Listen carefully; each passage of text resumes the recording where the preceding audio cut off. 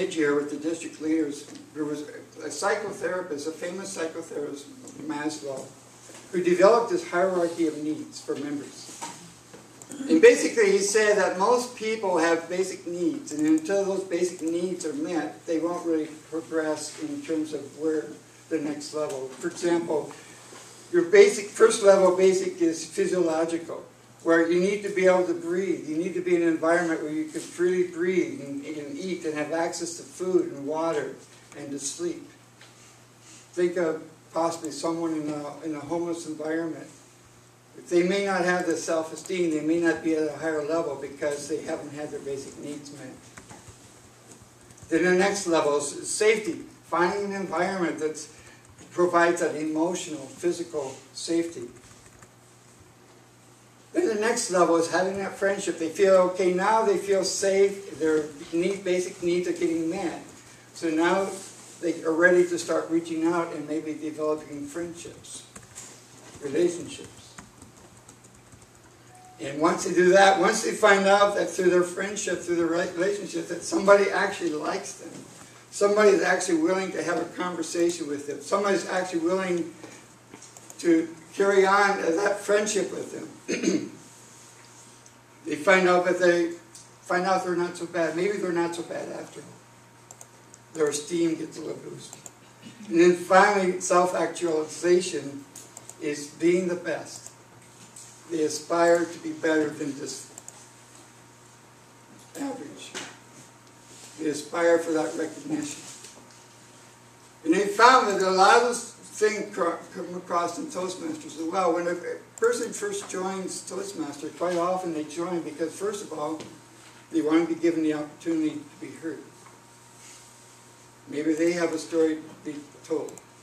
And they want to be in a supportive environment where they can be heard. Then they want to talk about that support that's safe. Where if they have a speech impediment, or they speak poor English, or they just are really nervous, or really scared, they're really insecure, that if they follow and if their speech doesn't come across that well, it's okay, because they'll get the support, they'll get the encouragement. Then they find out over time that they can have friendships, and they develop friendship with their fellow members. They'll get recognized, and they'll achieve by moving on and getting their first 10 projects. So how do we get back there? If you're a Toastmaster, how do we get you back, and how does your club help rejuvenate? If their club is becoming where it's just same old meetings, week after week, how do we get back there? One effective tool that's available is the Moments of Truth. I'm sure many of you have heard about it. It's to look at your current club, where you are, and determine how you can improve. You do an evaluation on the club. Things that you're doing well as a club and things that you can do better. Club promotions. You can have an active and current website. Make sure you're a public relations person. A vice president, I've found many clubs have vice president of public relations who do nothing. It's just a role. They fill in because they need to have they feel they need to have 7 officers. So someone says, okay, I'll be the VP of PR. They don't go to any of the trainings. They don't do anything. They just have the title. Do you have corporate or community newsletters that you can put your club information in? Do you display your awards? If you have your CC, do you have a place you can display them, or are they on the shelf somewhere? This is one of the things I enjoy, that I think is great for company clubs. And every year, take advantage of appreciate your company. If all they do is provide you a meeting space, then share your appreciation with that company. And even asking someone from management or from your company leadership to come and speak before your club. We need to do that. Always appreciate your company, for even if it's a little thing. Always make sure that they're appreciated. Use social media. Facebook is one of the most common media being used. LinkedIn. You can get a lot of. There's Toastmasters International has a great LinkedIn discussion board. You got a lot of great ideas on speeches and how to improve your club. Join LinkedIn. Join Facebook. I know District 56 has a presence on social media.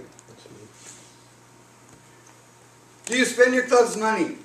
I know of a club I come from District 55, and there is a club that has about $3,000 to $4,000 in their bank account.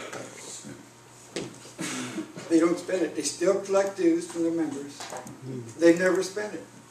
Why?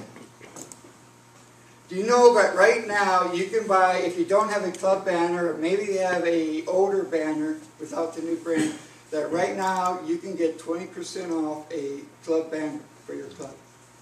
20% off. That's good until the end of June. What that does for you, get the banner on the stand, get your club name and information on it.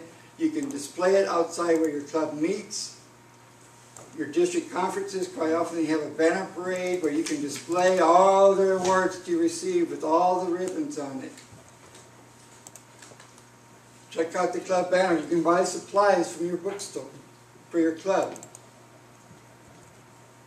Some clubs, and I mentioned this last night, some clubs, to encourage people to step up to serve as club president, also help pay for their club president's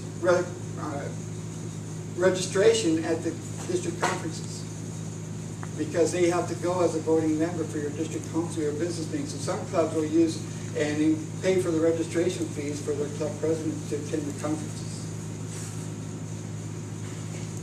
Check out the past of your meetings. These different ways you can add the juice to your meetings, make them more creative, add that energy that was there when you first joined. The reason why when you first chartered that club, or when you joined that club, the reason why it appealed to you. Different ideas. Be creative. Be innovative. Our international president, John Lauer, recently rolled out the 1+1 campaign.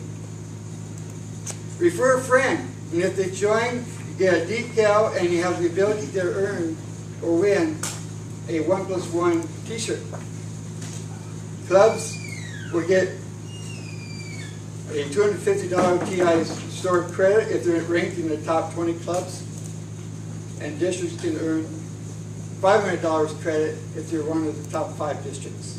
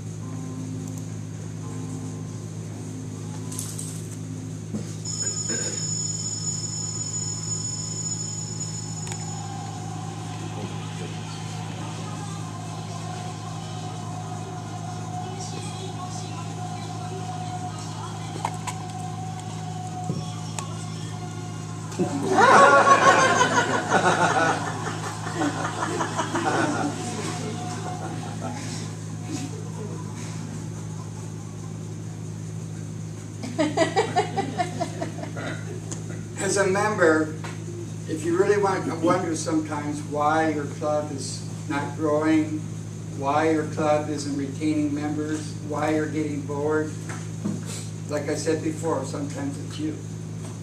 In order for your club to grow, it requires every member to participate. When you first joined, you joined because and agreed to be a membership promise. You signed a membership promise.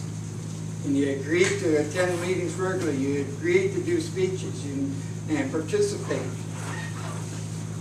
It takes, in order for a good, vital, growing club to continue, and you look at some of your clubs that have presidents distinguished year after year, you'll find that their members are engaged, their members are participating. Their members are giving speeches, they're getting good evaluations. Usually it's not a matter of magic tricks, gimmicks, having a great campaign, although they always help. But usually it's the moments of truth and looking at what can we do, remembering back, reflecting back to when you first joined, reflecting back to when that club was first chartered, and identifying why you joined, and what the energy in that club, and also reflecting back to why you joined Toastmasters in the first place. Did you lose sight of that? Have you become distracted? Did something happen to take you off that road? Reflecting back and try to regain that energy, that excitement, that enthusiasm you had when you first joined Toastmasters. Join Toastmasters to tell your story. No matter what it is, whether it's related to your personal life, whether it's related to your company or career, you have the atmosphere, you have the opportunity for unlimited growth. Join Toastmasters or take advantage of your Toastmasters Club to share your story, to share your dreams. And who knows, the only limits to that are set by you. I don't know, Jason.